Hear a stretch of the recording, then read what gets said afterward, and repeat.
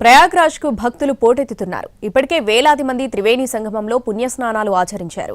రేపటి నుంచి ప్రారంభమయ్యే మహాకుంభమేళాకు దేశ విదేశాల నుంచి 40 కోట్ల మంది భక్తులు వస్తారని అంచనా. సంక్రాంతి నుంచి శివరాత్రి దాకా కొనసాగే కుంభమేళాకు భారీ భద్రత ఏర్పాటు చేసింది ప్రభుత్వం. మహాకుంభమేళాకు ప్రయాగ్రాజ్ సిద్ధమైంది. ఇప్పటికే వేలాది మంది త్రివేణి సంగమ తీరంలో పుణ్యస్నానాలు చేశారు. సోమవారం నుంచి ప్రారంభమయ్యే ఈ కుంభమేళాకు దేశ విదేశాల నుంచి కోట్లాది మంది భక్తులు వస్తారు. ఇప్పటికే ఇసుకేస్తే రాలనంత జనంతో ప్రయాగ్రాజ్ కిటకిటలాడుతోంది.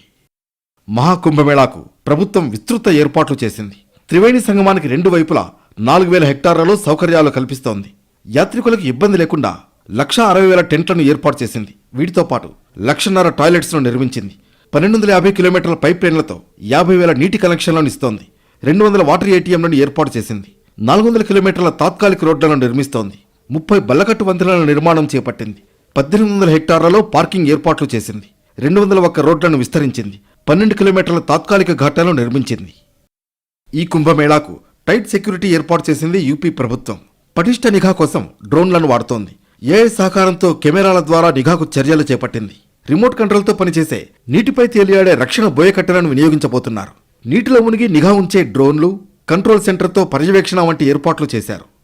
మహాకుంభమేళాకు తరలివచ్చే కోట్ల మంది భక్తుల కోసం రైల్వే శాఖ 3,000 ప్రత్యేక రైళ్లతో పాటు మొత్తంగా 13,000 రైళ్లను నడుపుతోంది.